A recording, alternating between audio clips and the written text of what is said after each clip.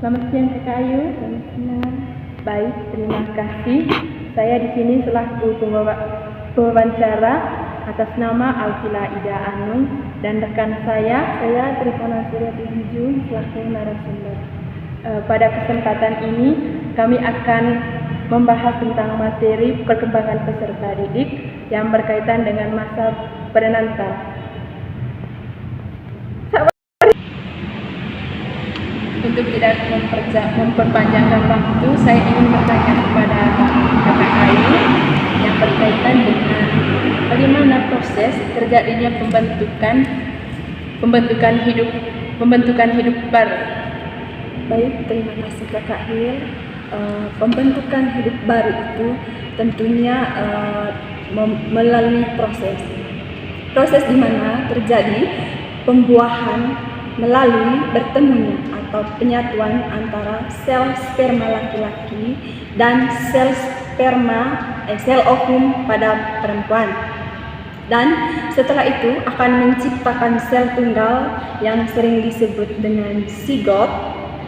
Nah, pembuahan itu terjadi jika sel sperma laki-laki dan sel ovum pada perempuan itu matang, maka akan terjadi pembuahan. Nah, di sini ada beberapa aliran terkait dengan pembuahan. Yang pertama, aliran animal fluids yang mengatakan bahwa manusia kecil itu terbentuk sempurna berada di dalam kepala sperma, siap untuk tumbuh saat berada dalam lingkungan yang memberi kesempatan kepadanya untuk berkembang di dalam rahim. Yang kedua itu aliran Opitz. Aliran Opitz mengatakan bahwa sel telur perempuan itu mengandung manusia kecil yang telah terbentuk dan pertumbuhannya diaktifkan oleh sperma laki-laki. Nah, yang ketiga, pandangan menurut ahli Jerman yang bernama Kaspar Friedrich Wolf menunjukkan bahwa embrio tidak terbentuk dari salah satu unsur orang tua saja, tetapi kedua belah pihak memiliki kontribusi yang seimbang dalam pembentukan makhluk baru. Apakah ada pertanyaan lain? Baik Kakak Ayu, terima kasih atas jawaban pertanyaan yang pertama ini. Saya ingin bertanya lagi kepada Kakak Ayu yang berkaitan dengan seperti yang kita ketahui, ada beberapa bentuk pewaris yang salah satunya pewaris multifaktorial. Yang jadi pertanyaan saya, kira-kira apa yang dimaksud dengan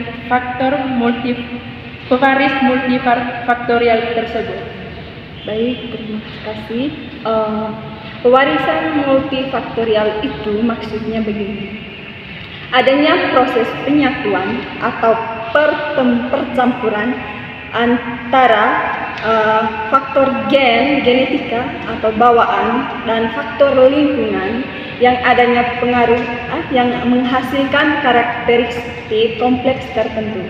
Nah, artinya bahwa adanya pengaruh dari lingkungan terhadap kehidupan seseorang sehingga seseorang itu dapat memiliki sikap tertentu tergantung seberapa besar lingkungan mempengaruhi diri seseorang. Itu Kakak Ayu. Terima kasih Kakak Ayu. Maaf Kakak Ayu, saya ingin bertanya lagi. Ini lagi ada satu pertanyaan. Saya ingin bertanya, bagaimana cara agar bisa menentukan jenis kelamin seseorang? Baik, terima kasih Kakak Hil. Pertanyaan tadi, bagaimana sih cara agar bisa menentukan jenis kelamin? Seperti yang kita ketahui bahwa dalam tubuh manusia itu terdapat sel-sel yang terdiri dari 23 pasang kromosom. Pada saat konsepsi atau pertemuan antara sel sperma laki-laki dan sel ovum perempuan, 23 pasang kromosom berasal dari sperma laki-laki dan 23 pasang sel ovum dari perempuan. Nah,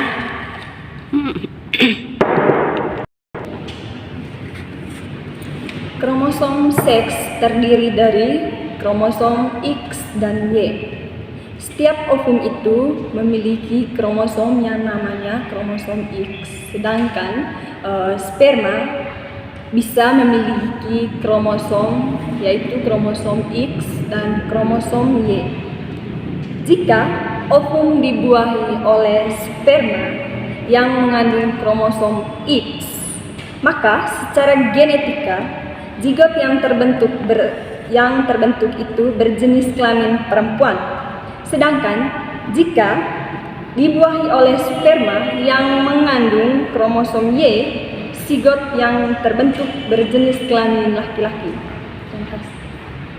Maaf Kakak Ayu sebelumnya, kan saya tadi sudah bilang pertanyaan yang terakhir, tapi saya belum mengerti Kakak Ayu yang berkaitan dengan bagaimana faktor yang dipengaruhi dari lingkungan prenatal pada ibu dan ayah yang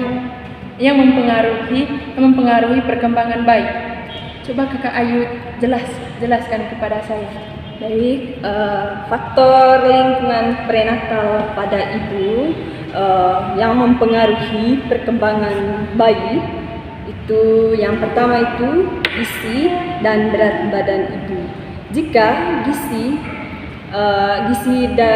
dari ibu itu tidak memenuhi, maka otomatis itu akan mempengaruhi bagaimana perkembangan bayi selanjutnya. Yang kedua, obat-obatan. Jika seorang ibu misalkan ia pada posisi mengandung mengonsumsi obat yang berlebihan, maka akan terganggu pada fisik ataupun proses perkembangan pada bayi. Yang berikut, alkohol. Alkohol ini jika seorang ibu itu meminum alkohol secara berlebihan itu akan mempengaruhi bagaimana proses bayi selanjutnya. Dan ada kafein, terus HIV/AIDS, stres pada ibu dan penyakit infeksi lainnya. Yang berikut, faktor lingkungan yang dipengaruhi oleh ayah. Itu yang pertama, sperma yang abnormal karena terpapar timbal asap marijuana dan asap rokok itu menyebabkan perkembangan bayi tidak stabil. Yang kedua, jika seorang ayah mengkonsumsi kokain itu akan menyebabkan cacat lahir pada anaknya karena kokain tersebut akan melekatkan dirinya pada sel sperma jika dia melakukan hubungan dengan istrinya.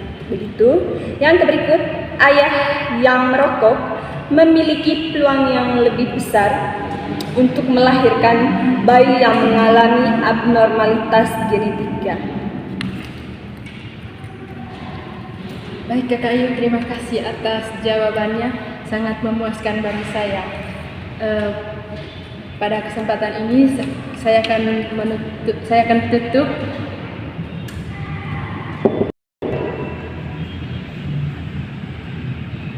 Terima kasih Kakak Ayu yang sudah memberikan materi kepada saya. Semoga materi yang Kakak Ayu berikan kepada saya bermanfaat dan bermanfaat juga bagi teman-teman sekalian.